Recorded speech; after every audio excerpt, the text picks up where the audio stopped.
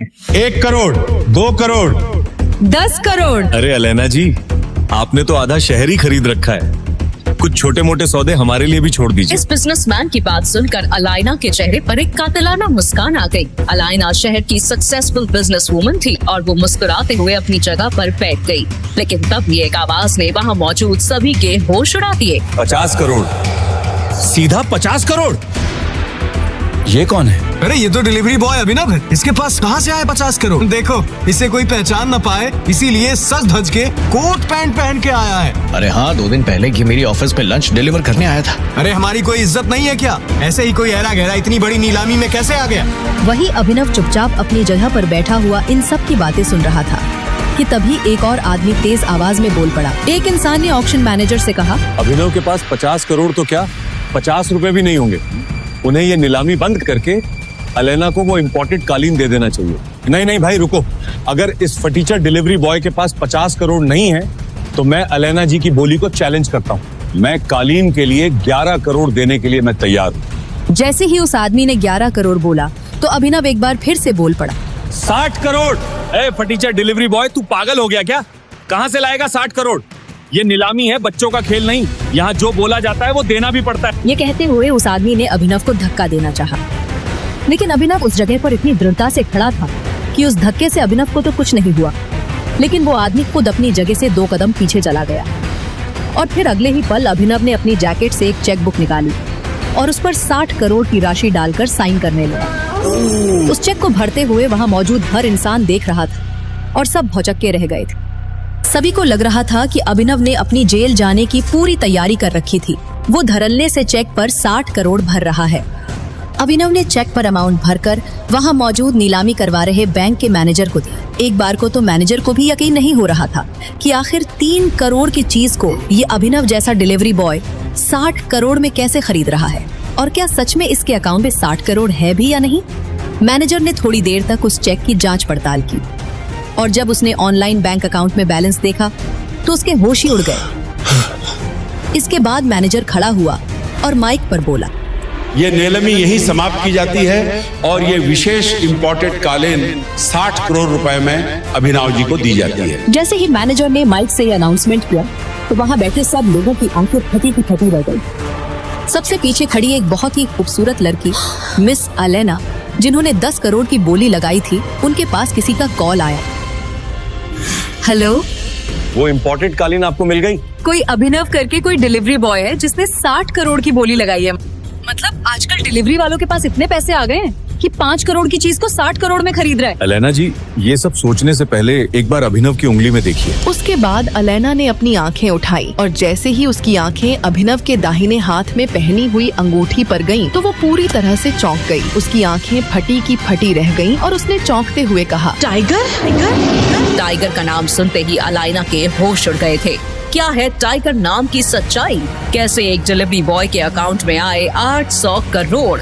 क्या है अभिनव का राज? अगर वो इतना पावरफुल है तो क्यों रह रहा है दुनिया के सामने डिलीवरी बॉय बनकर? इन सब सवालों ने इंस्पेक्टर का दिमाग घुमा दिया था। ये वीडियो उसे एक अनजान लड़की ने भेजा था, पर इसके पहले 2 अलग अलग जासूसों ने भी इंस्पेक्टर को अभिनव के बारे में कुछ बताया था। उसे पहले जासूस की बताई कहानी याद करने की कोशिश की। रुक जाओ, वो रेस्टोरेंट हम गरीबों के लिए नहीं है अभिनव। एक बार मेरे कपड़े तो देखो, रोड पे कटोरा पका के भीख मांगने वाली लग रही हूँ। और जरा उस रेस्टोरेंट में खाना खाने वाले अमीरों को देखो, उनमें और हम में जमीन आसमान का फर्क है। नहीं वैभवी, तुम बहुत सुंदर लग रही हो। वैभवी ने आगे कहा कि वो शहर का सबसे महंगा रेस्टोरेंट है।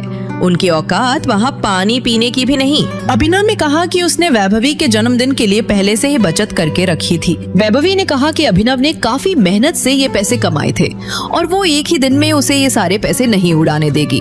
अभिनव ने कहा कि वो सब संभाल लेगा। इतना कहकर अभिनव उस मेगा रेस्टोरेंट के अंदर चला गया। वैभवी अभिनव को रोकने के लिए उसके पीछे पीछे भागी और जल्दी जल्दी में एक अमीर आदमी से टकरा गई और उस अमीर आदमी के महंगे सूट पर वाइन गिर गई। Sorry sir. अंधी हो क्या? इस गंवार को अंदर किसने आने दिया? इस सूट की कीमत भी पता है तुझे? 30 लाख का सूट है ये। आई एम सॉरी, मुझसे गलती हो गई। मैं इसी वक्त यहाँ से चली जाती हूँ। तुम्हें क्या लगता है मैं तुम्हें इतनी आसानी से यहाँ से जाने दूंगा? जब तक तुम मुझे 30 लाख रुपए नहीं दे पाती मैं तुम्हें कहीं नहीं जाने दूंगा। इसी वक्त मेरे सूट की कीमत चुकाओ वरना क्या? अचानक ही अभिनव वैभवी के पास वापस आया। उस आदमी ने अभिनव को गौर से देखते हुए कहा, इस रेस्टोरेंट का स्टैंडर्ड सच में काफी गिर गया है। इसी वक्त मेरी गर्लफ्रेंड से माफी मांगो। मैं माफी मांगू? तुम जानते भी हो मैं कौन हूँ। वैभवी उस अमीर आदमी और अभिनव के बीच हो रहे झगड़े को देखकर बहुत घबरा गई। अभी इसे माफी मांगते हैं और चलते हैं यहाँ से। इस अमीर आदमी को मैंने टीवी पर देखा है। मेरी गर्लफ्रेंड से माफी मांगो वरना आज के दिन के लिए तुम जिंदगी भर पछताओगे। अभिनव की बात सुनकर वो अमीर आदमी गुस्से से तिलमिला उठा। पूरा रेस्टोरेंट उसे देख रहा था। उसने कहा, मैं शहर का सबसे बड़ा हीरा व्यापारी हूँ। अमीर से अमीर लोग, मंत्री सब मेरी जेब में रहते हैं। मैं चाहूँ तो चुटकी बजाते ही किसी को भी गायब करवा सकता हूँ। और अगर चुटकी बजाते ही मैंने तुम्हारे पूरे बिजनेस का नामो निशान ही गायब कर दिया तो? जब तक वो आदमी अभिनव की बात समझ पाता, अभिनव ने अपना फोन निकाला और किसी को एक मैसेज भेजा। अगले ही पल उस अमीर आदमी को एक कॉल आया और उसके पैरों तले जमीन खिसक गई। बेटा, हम बर्बाद हो गए। हमारी कंपनी के शेयर गिर गए और हमें करोड़ों का नुकसान हो गया। व्हाट? ये कैसे हो सकता है पापा? कोई हमें बर्बाद करने की कोशिश कर रहा है। क्या तुमने किसी बड़े आदमी को नाराज किया है? अगर किया है तो यही वक्त माफी मांग लो, नहीं तो कल तक हम सड़क पे आ जाएंगे। वो अमीर आदमी अभिनव की तरफ मुड़ा और बोला और पूछा, आखिर तुम हो कौन? आखिर कौन है अभिनव और क्या है उसकी हकीकत? आखिर कैसे एक सड़क छाप ने उस अमीर आदमी का करोड़ों का साम्राज्य मिनटों में गिरा दिया? इन सब सवालों का जवाब किसी को पता चलता उससे पहले ही अभिनव वहाँ से जा चुका था। और ये तो सिर्फ अभी से जुड़ा एक किस्सा था जो पुलिस इंस्पेक्टर को एक जासूस ने बताया था। पुलिस इंस्पेक्टर को कुछ समझ नहीं आ रहा था क्योंकि एक दिन पहले एक दूसरे जासूस ने इस अभी उर्फ अभिनव के बारे में जो बताया था वो कुछ अलग ही कहानी थी। इस भिखारी को तो मेरा कुत्ता भी घास ना डाले। मेरा बॉयफ्रेंड तो भूल ही जाओ। सुना नहीं क्या तूने नल्ले? वैभवी ने तुझे लात मार के भगा दिया है।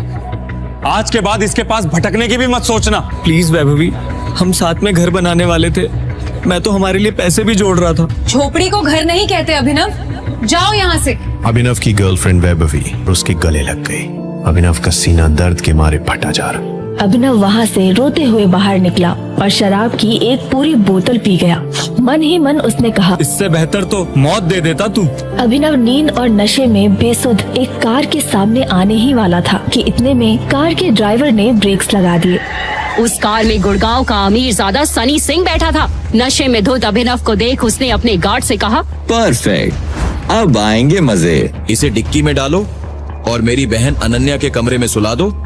इसका पैंट उतारना मत भूलना। मगर बॉस, ये आदमी जैसा कहा है वैसा ही करना। और हाँ, दादाजी को क्या कहना है याद है ना? अभिनव की जब आंख खुली तो उसके चारों ओर बंदूकें ताने आदमी खड़े थे।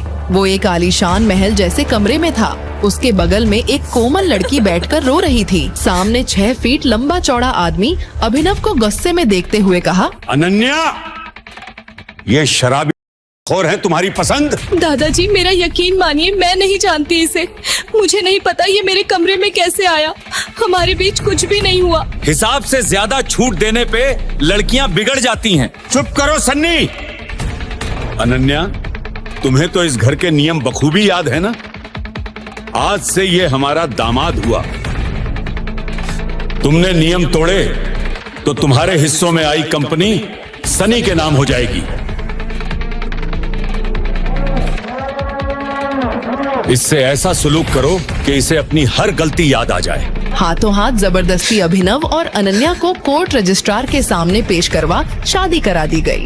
अभिनव एक मामूली डिलीवरी बॉय, अब सिर पर तनी बंदूकों के सामने वो कुछ भी बोलने की हालत में नहीं था। शादी होते ही दादाजी ने अपने गार्ड से कहा, और आज शाम को इसे अकरम की पार्टी में लेकर आ।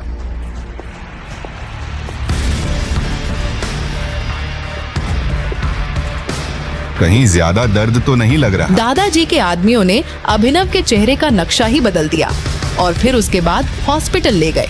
अभिनव की जिंदगी में 24 घंटे में जितना कुछ हुआ था उतनी उसकी पूरी जिंदगी में नहीं हुआ था। किस्मत का मजाक तो देखो, अकरम की पार्टी में पहुंचते ही अभिनव को वैभवी दिख गई। तुम्हारी शक्ल का कीमा भरता किसने बना दिया? यहाँ कुछ डिलीवरी देने आए हो क्या? वैसे इतनी शानदार पार्टी में तुम्हें देखकर मुझे उल्टी आ रही है। वैभवी अपने मुंह से कुछ और आग उगलती उसके पहले ही अभिनव के पीछे से एक लड़की आई और उसने अभिनव की गाल पर किस करते हुए कहा, बेबी तुम्हें दादाजी बुला रहे हैं। वो लड़की कोई और नहीं अनन्या थी। अनन्या का इतना प्यारा इशारा देख अभिनव चौंक गया। उसे अपने कानों पर भरोसा नहीं हो रहा था। वो कुछ सवाल करता उसके पहले ही अनन्या धीरे से बोली, मेरी मजबूरी थी, ज्यादा खुश होने की जरूरत नहीं है। मेरी कंपनी के निवेशक इस पार्टी में है और उन्हें हमारी शादी के बारे में पता है।